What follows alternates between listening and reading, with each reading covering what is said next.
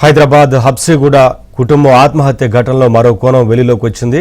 Real ఎస్టేట్లో భారీగా మోసపోవడంతోనే చంద్రశేఖర్ రెడ్డి కుటుంబంతో కలిసి బలవన్మరణానికి పాల్పడ్డట్లు తెలుస్తోంది. ఆర్థిక ఇబ్బందులు, అప్పుల బాధ భరించలేక ఆత్మహత్య చేసుకున్నట్లు పోలీసులు నిర్ధారించారు.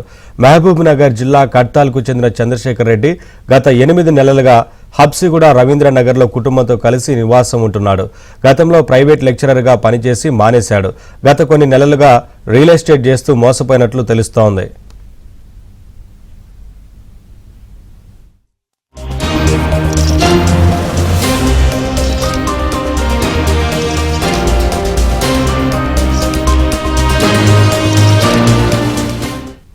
ఆర్థిక ఇబ్బందులు తట్టుకోలేక చంద్రశేఖర్ రెడ్డి కుటుంబంతో కలిసి ఆత్మహత్యకు పాల్పడ్డాడు. ఈ నేపథ్యంలోనే కుమారుడు విశ్వన్ రెడ్డికి విషమిచ్చి కుమార్తె శ్రీధర్ రెడ్డికి ఉరేసి చంపినట్లు తెలిసింది.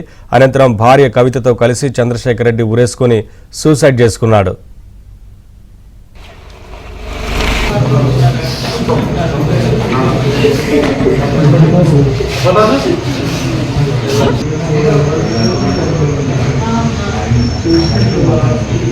ఏంద్రా లోపల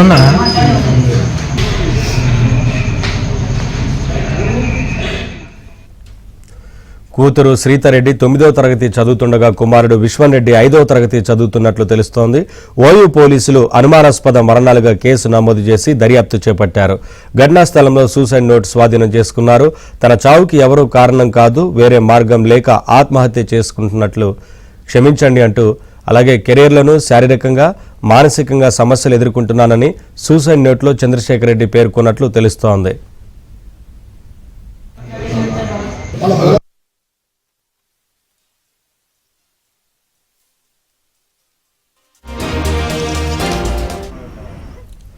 మృతదేహాలను ఆసుపత్రికి తరలించిన పోలీసులు పోస్టుమార్టం నిర్వహించారు. అనంతరం డెడ్ బాడీలను కుటుంబ సభ్యులకు అందించారు. దీంతో ఆసుపత్రి వద్ద విషాద ఛాయలు అలముకున్నాయి. చంద్రశేఖర్ రెడ్డి, కవిత కుటుంబ సభ్యులు కన్నీరు మున్నీరుగా విలపించారు.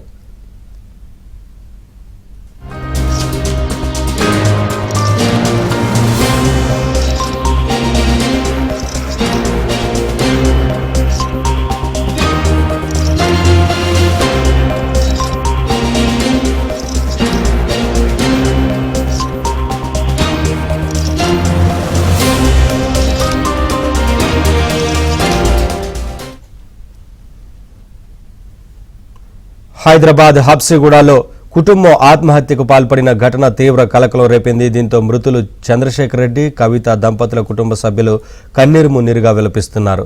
ఎప్పుడు ఆర్థిక ఇబ్బందులు ఉన్నట్లు తమకు చెప్పలేదని ఆవేదన వ్యక్తం చేస్తున్న కవిత తల్లితో మా ప్రతినిధి Manikanta face to face. Hyderabad Habsiguda పరిధిలో విషాదం చోటు చేసుకుంది. ఒకే కుటుంబానికి చెందిన 4 వ్యక్తులు ఆత్మహత్య చేసుకున్నారు. ప్రస్తుతం మృతులు బంధువులు అయితే మనతో పాటు ఉన్నారు. వాళ్ళని అడిగి మరిన్ని విషయాలు తెలుసుకునే ప్రయత్నం చేద్దాం.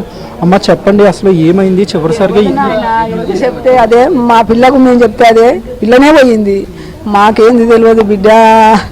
నేను నిన్న చిలకల కోతుంటే ఒక్క మాట మాట్లాడుకుంటూ పోయినా, నాయ ఏంది తెలియదు బిడ్డ, నాయమ్మ పోయిందో.